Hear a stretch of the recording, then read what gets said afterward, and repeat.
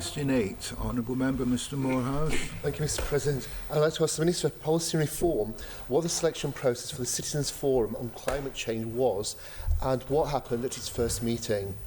On the Minister to reply, Mr. Thank you, Mr President. The Citizens Forum on Climate Change has been set up in order for the Climate Change Transformation team to be able to engage with a representative group of people from across our island.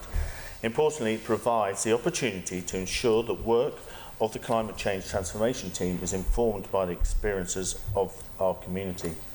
The forum is made up of 36 members from 3 separate groups. The first group is made of invited stakeholders. It has 12 individuals who are able to represent key identified sectors with relevant experience. Those invited are able to communicate with a range of other groups or businesses within the sector. Members are from interest groups including business, land users, construction, architects, wildlife and students. The second group was created by placing adverts in local media and on social media for community representatives aged 16 and over. Over 200 people applied and were selected anonymously on the demographic data to ensure the balance of appointments. Members were selected based on their age, gender, views on climate change and ethnic diversity. The final group of members was randomly selected using the electoral register. This methodology is loosely based on the civic lottery approach to ensure a fair representation of the general public. This approach saw invitations sent out to an initial selection of names and then subsequent invitations have been sent to fill all 12 places. There are still 2 places to be filled from this process. The first meeting took place on the 27th of October and was an introductory session. It provided the opportunity for members to be introduced to one another and the team to understand and discuss in more depth the purpose of the forum.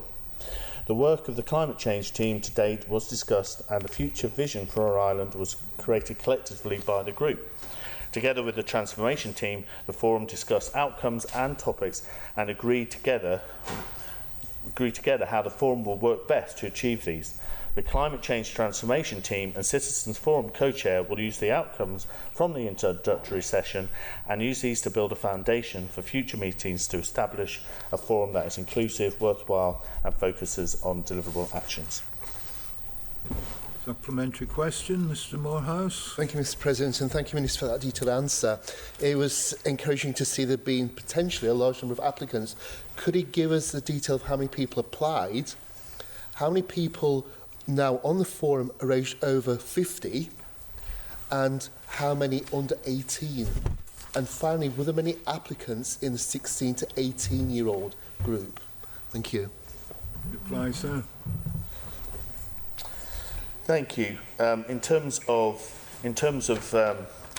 as I said, in terms of the number that was advertised, which is the 12, we had 200 applicants, ranging right away from 16 to over 66. Obviously, we have a smaller number of 16 to 25-year-olds, as we do older generations. So, in terms of numbers, there's one between 16 and 25, and it spreads across all of the different groups. And I think you asked over 50, so over 50 somewhere. Over 56, it's 5. So that's within the 12 advertised positions. Obviously, we are conscious that we do need to engage with the younger generation, and the transformation team are continuing to work with the Isle of Man Student Climate Network and schools to do this, in addition to the Citizens Forum. Supplementary. Thank you. Just drilling into that data slightly further, out of the 200 applicants, how many were in the age group 16 to 25? It seems a very low number just to have one person representing that large sector of society. It's generally spread between the percentages across those different age groups, and that's regarding the 12. Obviously, there was 12 that were around businesses and different groups, and then we have 12 through the electoral register as well. Obviously, we're also looking to engage with, as I said, the Isle of Man Student Climate Change Network. So we will be engaging with them as well. Honourable Member Mr Peake.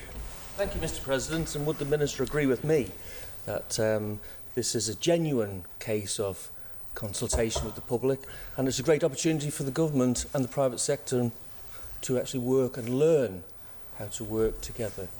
And we have got a series of events engaged with the schools as well. Would the Minister agree with me on that?